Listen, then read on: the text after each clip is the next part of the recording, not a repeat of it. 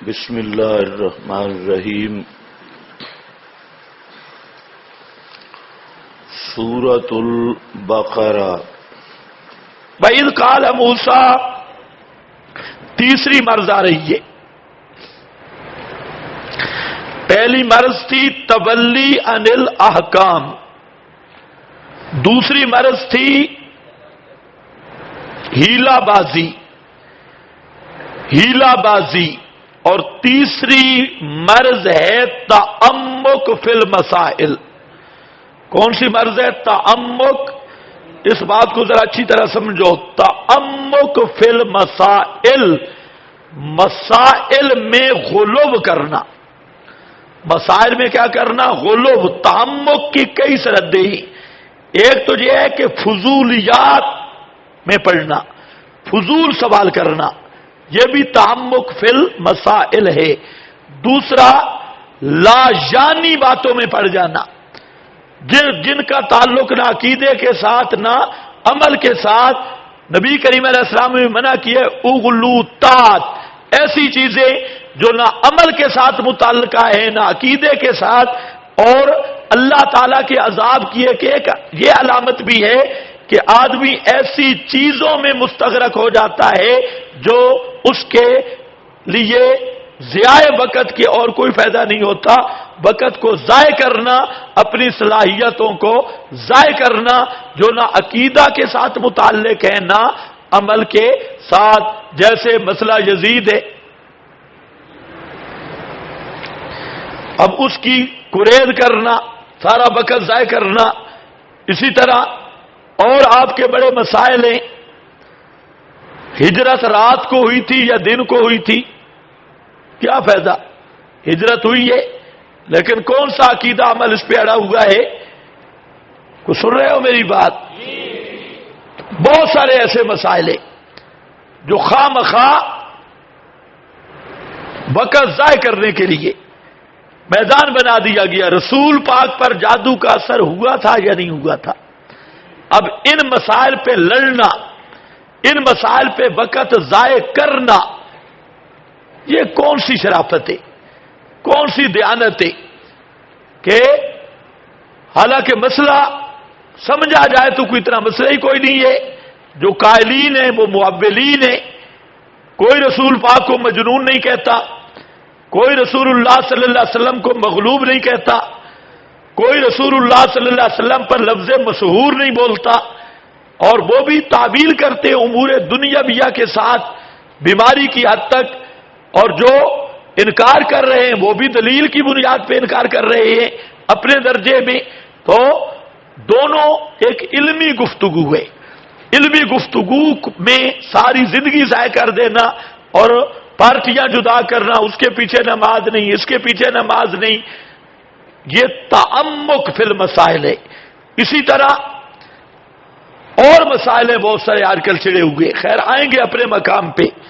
تو یہ یہود کی عادت تھی تعمق فی المسائل کی، کہ مسئلے بات کا بتنگڑ بنانا اور مسائل کی حیثیت کو بدل دینا، چھوٹی چھوٹی باتوں پہ اڑ جانا اور مسائل کی صورت تباہ کرنا۔ تو یہ تھا تعمق فی المسائل، یہ ان کی خباثت تھی، اللہ نے ذکر کی۔ فرمایا وَإِذْ قَالَ مُوسیٰ۔ اب ذرا دیکھنا ہے،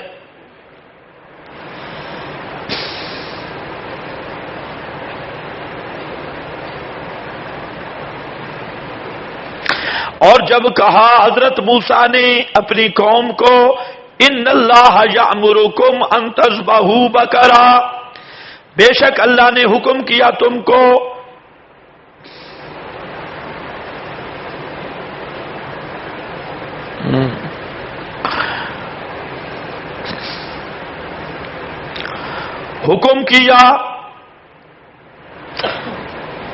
ان تذبحوا بقرہ، یہ کہ ذبح کرو بقرہ، گائے کو۔ حضرت تھانوی نے مانا کیا ہے بیل،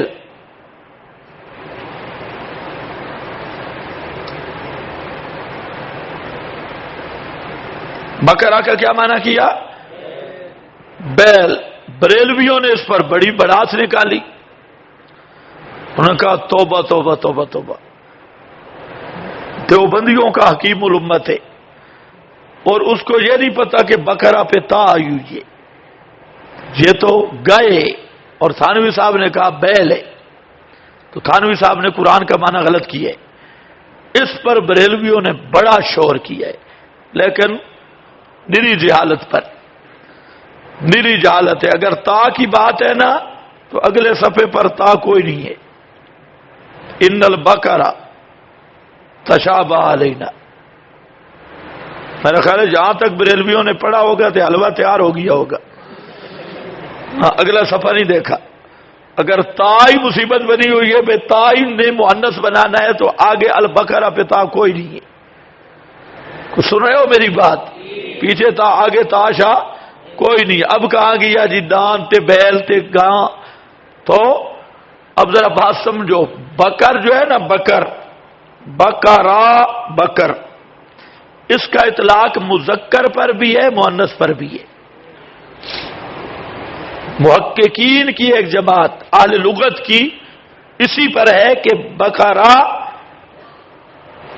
مذکر پر بھی استعمال ہوتا ہے، بیل پر بھی اور گائے پر بھی، دونوں پر استعمال ہوتا ہے۔ ایک دوسرا، بعض حضرات کا یہ قول آپ کو مل جائے گا لغت کی کتابوں میں کہ بقرہ کا مذکر آتا ہے سور، سا کے ساتھ۔ سفیان سوری نہیں پڑھتے، سوری، ہاں خیال کرو انگلش والی سوری نہ بنا دینا، یہ سا کے ساتھ ہے، سور، سور۔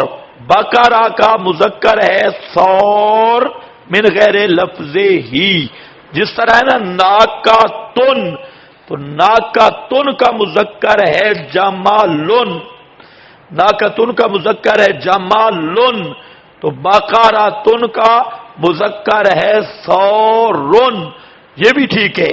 اور بقرہ تن کا استعمال مذکر میں بھی مؤنث میں بھی دونوں طرح بالکل جائز ہے، مذکر مؤنث دونوں مراد ہو سکتے ہیں۔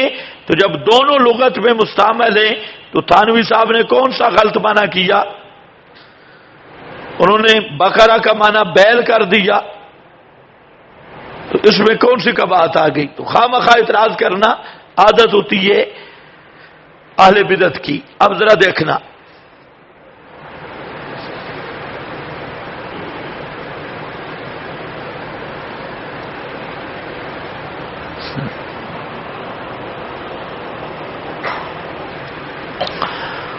گائے کی پوجا،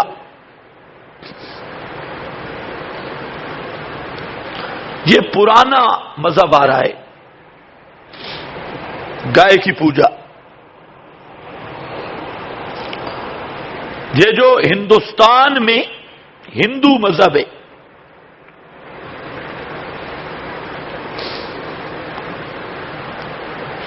گرو نانک اور یہ جتنے ان کے بڑے مذہبی رہنما،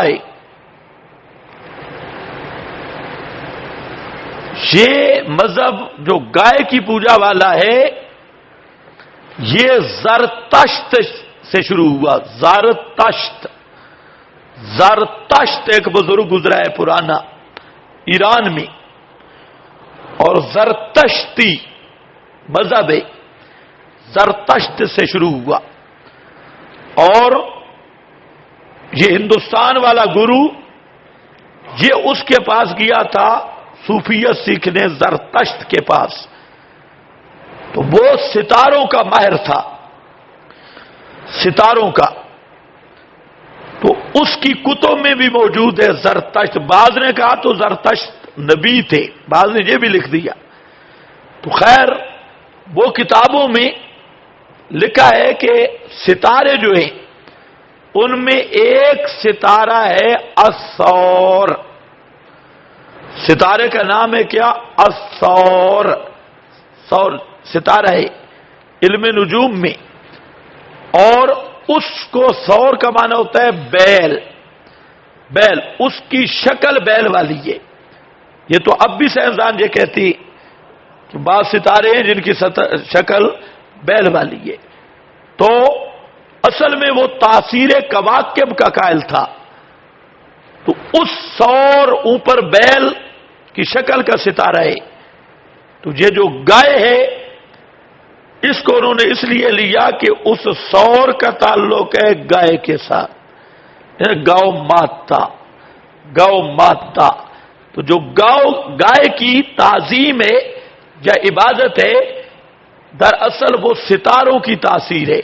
جب گائے کی عبادت کرتے ہیں، پیشاب پیتے ہیں اور بہت سارا کام کرتے ہیں، تو اوپر سے وہ ستاروں کا اثر پڑتا ہے اور ان کی مشکلیں حل ہوتی ہیں۔ تو اس لیے اصل بنیادی طور پر اس نظریہ یہ پرانا ہے گائے کی تعظیم والا، اور یہ یہودیوں میں بھی تھا، اسی لیے سامری نے بچڑا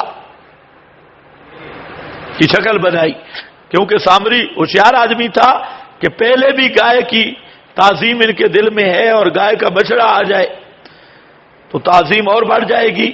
حضرت تھانوی نے بھی غالباً العجل کی مناسبت سے بیل والا ترجمہ کیا ہے، وہ بچڑا تھا، یہ بیل ہے۔ تو بہرحال گائے چاہے مؤنث ہو چاہے مذکر، اس کی تعظیم اور پوجا کا نظریہ قدیم ہے، پرانا ہے، اور بعض کتابوں میں بھی لکھا ہے کہ جب پہلے بارش نہیں ہوتی تھی تو بزرگوں نے تعویذ لکھا ہے کہ بارش برسانے کا کہ گائے ہو اور گائے کے دم کے ساتھ کوئی چیز باندھی جائے، کپڑا وغیرہ، اس کو آگ لگائی جائے اور وہ گائے جو ہے وہ چیخے، بھاگے، چیخ چخار مچائے تو بارش ہو جائے گی۔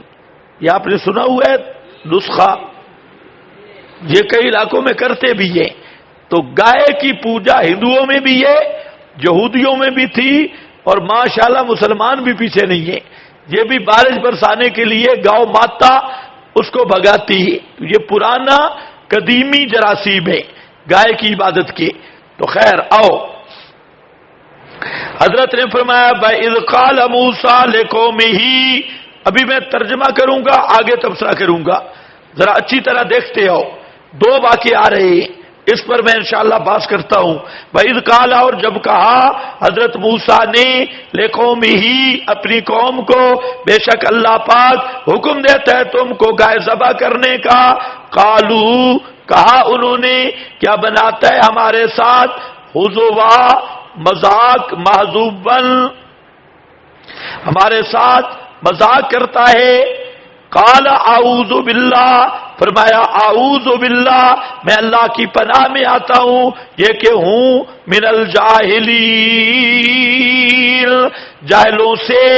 بعض علماء نے لکھ دیا کہ مذاق کرنا یہ جہالت ہے، اور جو مذاق کرنے والا ہے وہ جاہل ہے، وہ جاہل ہے، جہالت ہے، لیکن یہ بات ٹھیک نہیں ہے، یہ بات بالکل صحیح نہیں ہے۔ یہاں جو کہا گیا اعوذ باللہ ان اکونا من الجاہلین، بات کس کی چل رہی تھی؟ ان اللہ یامرکم، اللہ کا حکم تھا، اور اللہ کے حکم کو انہوں نے مذاق کہا، تو اللہ کے ذمہ اللہ نے امر نہ دیا ہو، اور تکبل علی اللہ، اللہ کے ذمہ لگانا، ایک یہ جاہلوں کا کام ہے، اور دوسرا احکام الہی میں تمسخر کرنا، اللہ کے احکام میں مذاق کرنا، یہ جاہلوں کا کام ہے۔ فی نفس ہی مذاق رسول اللہ صلی اللہ علیہ وسلم سے ثابت ہے، صحابہ سے ثابت ہے، آپ سے ثابت ہے، زبردست قسم کے مذاق نبی کریم علیہ السلام صحابہ سے ثابت ہے، اور بڑی گپیں ثابت ہے۔ صحابہ کرام جب بیٹھتے تو بعض ان میں وہ تھے جو ہنسانے کے ماہر تھے، پھر وہ زبردست گپیں سناتے، صحابہ بھی ہنستے، آپ بھی ہنستے، کبھی آپ بلاتے ہاں بھائی سنا کوئی گپ شپ تو وہ سناتے، لیکن ایک بات تھی کہ آپ صلی اللہ علیہ وسلم کے مزاح میں بھی سچ تھا۔ بوڑھیا والا واقعہ نہیں سنا؟ بڑھیا آئی، اس نے کہا یا رسول اللہ میرے لیے دعا کرو میں جنت میں جاؤں، آپ نے فرمایا کوئی بوڑھی جنت میں نہیں جائے گی۔ تو بڑھیا بیچاری تو حال شور مچا دیا، رونے لگ گئی، آپ نے فرمایا ادھر آ، بڑھیا بوڑھی ہونے کی حالت میں جنت میں نہیں جائے گی، بوڑھیا جوان ہو کے ابکار ہو کے جنت میں جائیں گی. اللہ اللہ آپ سمجھ آئیے. صحابی نے کہا یا رسول اللہ اونٹ چاہیے. فرمایا اونٹ تو نہیں، اونٹ کا بچہ ہے میرے پاس. میں کیا کروں گا اونٹ کے بچے کو؟ تو آپ نے اونٹ کا بچہ ہی ہوتا ہے نا، اور کس کا بچہ ہوتا ہے؟ اور بھی بڑے مذاق صحابہ میں کئی بڑے زبردست گپ لگاتے تھے، زبردست گپے مشہور ہے حدیث سیرت کی کتابوں میں. یہ ذوالجدین بڑی گپے لگاتا تھا. اور بھی تو یہ مزاح جائز مزاح ثابت ہے. یہ نہیں ہے کہ مذاق کرنا جاہلوں کا کام ہے فلاں. اس طرح بھی منہ بٹ صوفی بننے کی شریعت میں یہ رہبانیت ہے. ہاں بھائی، تو جاہلین کا معنی سمجھ آئے؟ احکام الہی میں تمسخر کرنا، مذاق کرنا، یہ جہالت ہے. قال اعوذ باللہ ان اکون من الجاہلین.